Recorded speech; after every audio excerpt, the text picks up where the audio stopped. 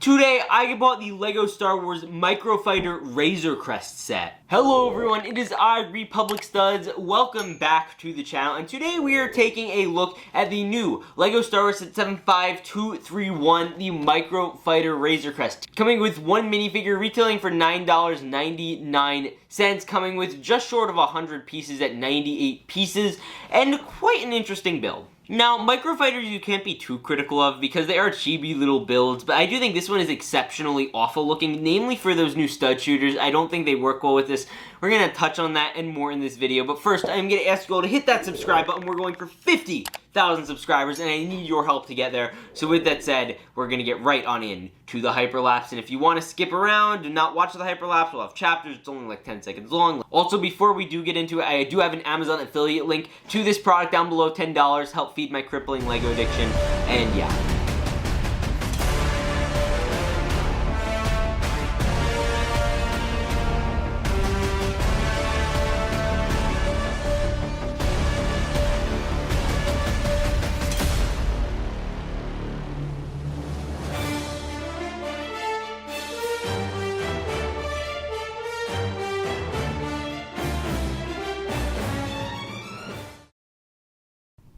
Okay guys, so here is a look at the box art for the Razor Crest Microfighter. A few quick things to note: it does come with that orange stripe on the corner, which is fantastic, going all the way down there. You also don't get any character in the corner, which I do find a little odd. We did get that with Darth Vader. And with that being said, you'll notice on the background, it is the planet of Tython. Now, Tython is the planet where a certain ship got blown up.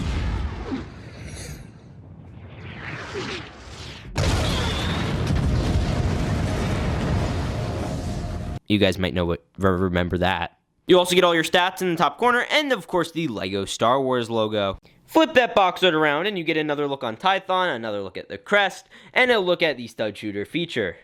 You again, of course, do get the side box printing, which you guys know, again, I am a huge fan of. And then also you can flip this over on its side, and you do get a real look at how the Mandalorian figure looks, even though the helmet does not look that perfect in real life. Here is a look again at the instruction manual. These guys have changed up a bit. Again, you guys know I've been talking about this in my recent reviews. You do get that little bar that tells you how far you are along in a set. And in this one, it shows the Mandalorian, obviously, as the figure on there, which is nice and dandy. And then obviously on the back, you do get some basic minor advertising, nothing crazy. And of course, when you do finish the builds now, it shows those big stars like, congratulations, you did it. Good job. And then, of course, the win on the back. So first, we are going to take a look at the new LEGO Mandalorian minifigure, which is actually, obviously, one of my favorites. But there is still a lot of work to be done. First off, the visor print that is black here needs to be lifted to the top. And that is just a manufacturing error. Even on the box art, it does show. Look at this, look at this. There's a little finger pointing at it, which looks kind of gross, but it shows it all the way up there. What's going on? What happened? We were on the verge of greatness. We were this close.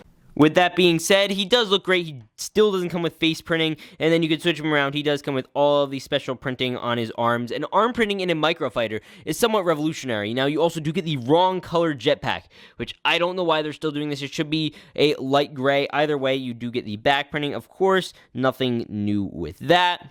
He comes with a little pistol, and this is a pretty decent and a perfect figure for this set. No bad selections here. Now, here is a look at the Microfighter build, and this one's quite an interesting one. The biggest flaw being these two front cannons. This is what I've seen everyone complain about, and basically, if you just take them off like so, it feels like a bajillion times better. So, like, if you guys get this and you aren't a huge purist on keeping them the way they were made, then just take those off. But I am unfortunately a purist in that sense in keeping them the way they were made, so yeah. With that being said, a nice little feature, there's also that little control panel, and there's also that extra stud just there, so that way when you do want to sit down your Mandalorian, you do not have to take off his jetpack. It fits in nice, perfectly, and dandy, because he, again, does have that jetpack, which makes life a little more difficult. If you don't want to fire the stud shooter, you simply press this, and it shoots out like so. Same thing with the other side, and that all makes for a nice and dandy build, I guess. I just do not think that looks particularly good. You actually move around to the back, and obviously there's the little landing gear, and this is one of my favorite things. It's just a small little feature. You could lower the little ramp, and I guess you could fit a tiny something back there. Probably not. But yeah, either way, it does look cool, and it's great for like display or whatever. I just like that a ton, and you lift it back up. You also do get some minor greebling on here, but in terms of the set, there's nothing much else to cover.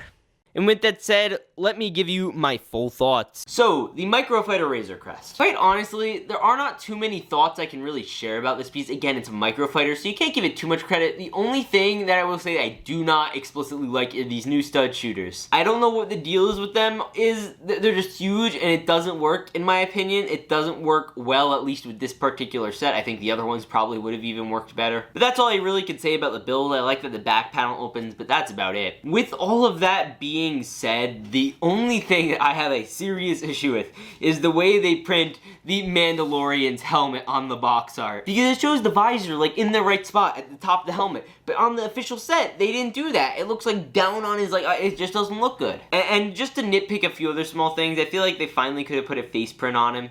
They didn't, which was disappointing. With that said, I hope you guys enjoyed my review of this tiny little set. If you want to buy it, feel free to use my Amazon affiliate link in the description. I'll have that down there. I'll see you all in the next one. Remember, peace out and stay awesome.